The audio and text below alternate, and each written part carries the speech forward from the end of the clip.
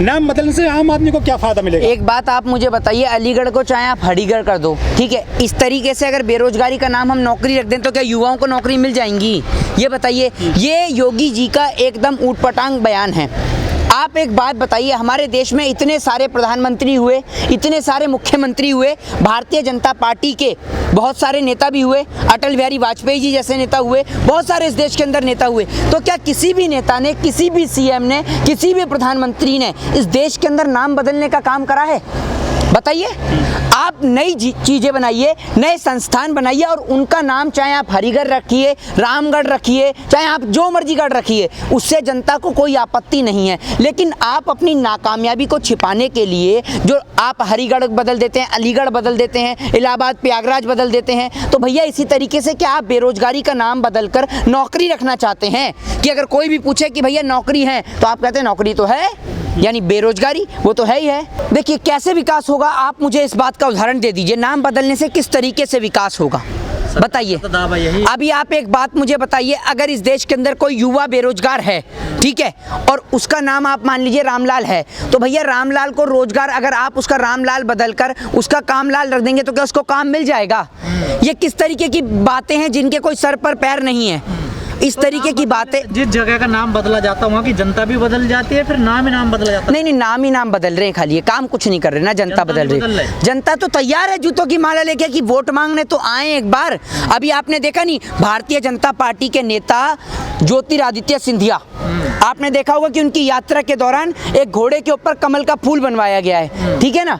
आप ये देखिए, ये पशुओं को भी नहीं छोड़ रहे हैं और उनकी उस रैली पर मुकदमा भी दर्ज हुआ है।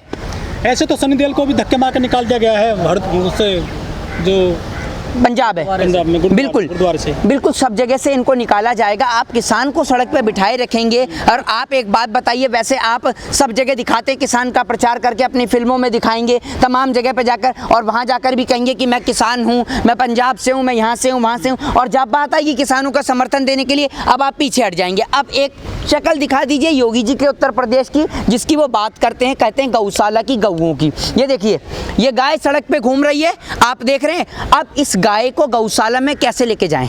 गौशाला में लेके जाएं तो गौशाला वाले पैसे मांगते हैं, क्योंकि गाय को खाना कैसे खिलाएंगे, वो बेचारे चारा कैसे खिलाएंगे? तो अगर ये गाय, ये देखिए सड़क पे घूम रही है, अब पता नहीं कहाँ है वो बीजेपी वाले, वो लापता हैं सारे के सारे, इनका अता पता ही नहीं है कुछ। आपने भी कहा कि बीजेपी नेताओं का इंतजार कर रहे हैं लोग कि आए हमारे गाँव में, सिसोली में तो घुस गए बीजेपी नेता।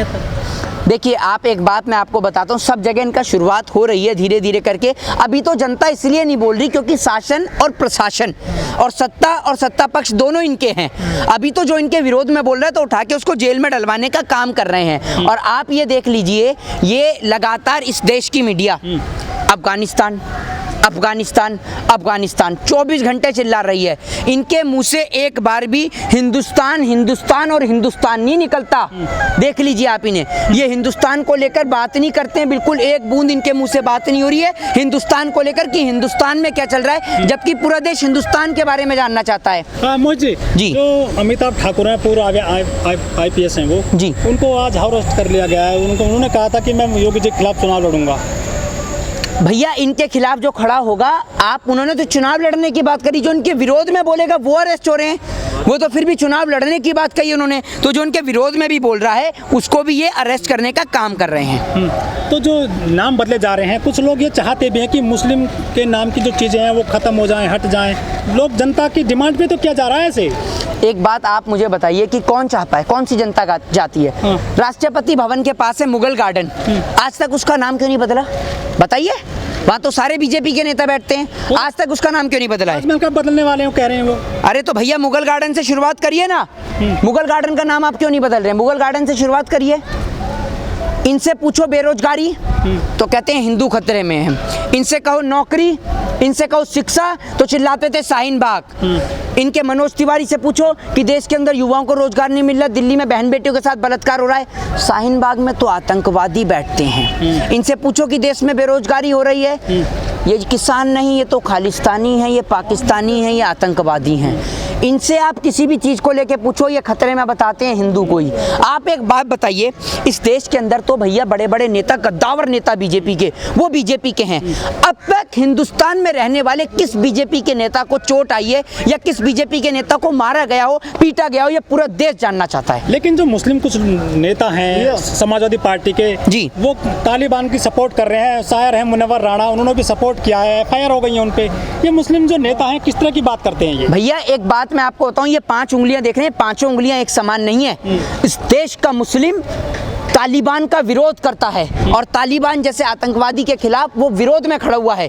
आप एक बार पाकिस्तान से लड़ाई तो लड़के देखिए। नरेंद्र मोदी जी, आपको ओपन चैलेंज है कि आप पाकिस्तान, अमेरिका या चाइना किसी के भी खिलाफ लड़के देखिए, सरहद पे आपको इस देश का हिंदू, मुस्लिम, सिख, ईसाई एक साथ खड़ा नजर आएगा। तो आपसे हिंदुस्तान के बारे में जानना चाहती है इस देश की जनता। हमें कोई फर्क नहीं पड़ता, ना मैं अफगानिस्तान गया, ना आप अफगानिस्तान गए, ना इस देश के वो दलाल मीडिया के पत्रकार अफगानिस्तान गए, लेकिन 24 घंटे पिपुड़ी बजा रहे हैं तो अफगानिस्तान की। एक बेटी के साथ बलात्कार हो गया तब इनके मुंह से आवाज नहीं निकली। आप देख रहे हैं दिल्ली में बेटी के साथ बलात्कार हुआ और उसके बाद हाथरस में एक बेटी के साथ में बलात्कार हुआ, तो उसमें क्या तराशते कि वो दलित परिवार की बेटी है, वो छोटे परिवार की बेटी है। एक बात आप मुझे बताइए कि वो बेटी हमारे हिंदुस्तान की है, हमारे वतन की बेटी है, वो ना वो दलित की है, ना वो ब्राह्मण की है, ना वो शूद्र की है, ना वैश्य की है, ना क्षत्रिय की है। वो इस हिंदुस्तान की बेटी है, उसने हमारे भारत देश में जन्म लिया है। लेकिन इस देश के नेता बलात्कार को भी जाति और धर्म के नाम से नापते हैं। लेकिन जो लोग भारत के तालिबान का समर्थन कर रहे हैं उनके लिए क्या कहो? उनके लिए तो मैं यही कहना चाहूंगा कि उनको अफगानिस्तान इतना ही प्रेम लगता है तो भैया अफगानिस्तान चले जाइए। अगर आपको इतना ही प्रेम है वहां से तो वहां जाइए। हम तो हिंदुस्तान के निवासी, हम भारत की बात करना जानते हैं। और बीजेपी के नेता कह रहे हैं बिहार के कि जिसको भारत पसंद नहीं हो अफगानिस्तान चले जाए। बीजेपी के एक नेता ने तो यूं भी कहा है कि जिनको पेट्रोल के दाम, अब ये देखिए सरकार से जो लॉजिकली सवाल करें सरकार उसका भी ऊटपटांग जवाब दे रही है। सरकार से पेट्रोल के दाम पूछे तो कहेगी जिसको पेट्रोल सस्ता चाहिए वहां अफगानिस्तान चले जाओ। अरे हमारे बाप दादा का देश है, आपके बाप दादा का हिंदुस्तान नहीं है। हमारे बाप दादा ने खून बहाया इस हिंदुस्तान के खातिर, आपकी तरह नहीं कि अंग्रेजों की दलाली और मुखबरी करी है। सबको पता है कि वो जो आज भी चीनी मिलें चलती हैं वो किसकी चलती हैं, चीनी मिलें। आप मत सिखाइए कि कौन अंग्रेजों की दलाली और मुखबरी करता था। अफगानिस्तान, पाकिस्तान जाने की जरूरत आपको है क्योंकि आपकी पार्टी के नेता ही वहां जाके बिरयानी खा रहे हैं और चाइना पे झूला भी झूल रहे हैं। राकेश टिकैत जी हैं जो राष्ट्रीय प्रवक्ता हैं भारतीय किसान यूनियन के, उन्होंने एक बड़ा ऐलान किया है कि 5 सितंबर को उनके गांव में, सिसोली में, जो मुजफ्फरनगर में उनका गांव है, वहां एक महापंचायत होने जा रही है। 5 सितंबर को जो पंचायत होने जा रही है वो आप मान लीजिए पूरे हिंदुस्तान का किसान उसमें पहुंचेगा। और 5 सितंबर से ही मिशन उत्तर प्रदेश की शुरुआत हो जाएगी। बीजेपी वाले कान खोल के सुन लें, अब किसान उनके भरमाने में नहीं आने वाला। जैसे कभी जेपी ने बिहार में खड़े होकर ऐलान कर दिया था कि गद्दी खाली करो कि जनता आती है, अब ऐसे ही देश का किसान इनके लिए ऐलान करने वाला है, या तो ये बिल वापस कर लो नहीं तो अब तुम्हारी उल्टी गिनती शुरू। लेकिन किसान दिल्ली में संसद लगा चुके हैं, वो तो एक बड़ी संस्था है हमारे देश की संसद, तो पंचायत क्या कर पाएगी किसानों के लिए? बढ़िया किसानों ने संसद लगा के ये मैसेज दिया था कि जिनको हमने चुन के भेजा है वो हमारी बात वहाँ नहीं कह रहे हैं अच्छे तरीके से, इसलिए उनको सुनाने के लिए उनके कानों में थोड़ी सी आवाज़ पहुँच जाए, आवाज़ गुंजाने के लिए लोकतंत्र में ये तरीका बनता है कि किसान अपनी बात कैसे रखें। जो सबसे अच्छा तरीका लोगों को सूझा कि संसद के बराबर में हम एक संसद चलाएं, तो वो उसके जरिए लोगों ने ये मैसेज देने की कोशिश करी है कि भाई देखो समझ जा, हमने ही तुम्हें इस संसद में भेजा है, या तो हमारी बात वापस कर लो नहीं तो आज ये किसान संसद है, कल को जहाँ तुम बैठे हो वहाँ भी हमारे नुमाइंदे पहुँचेंगे और तुमको बाहर कर देंगे, तब हमारे बिल वापस हो जाएंगे। जो संसद के नज़दीक संसद चला करके कुछ असर नहीं पड़ा सरकार पर, तो इस पंचायत का क्या पड़ेगा? ये सरकार केवल और केवल वोट की भाषा समझ रही है, ये किसान भी समझ गया है, तो अब इनको वोट की चोट दी जाएगी। उसकी स्टार्टिंग करी थी बंगाल से, जो वहाँ ममता दीदी के यहाँ थोड़ी सी इनको झलक दिखाई दे दी, अब उसका टेलर वहाँ से शुरू हो गया है। अब ये मान लीजिए दूसरा टेलर जो है किसान सिसोली में दिखाएंगे, यदि उससे ये मान गए तो ठीक है, नहीं इनकी उल्टी गिनती शुरू है।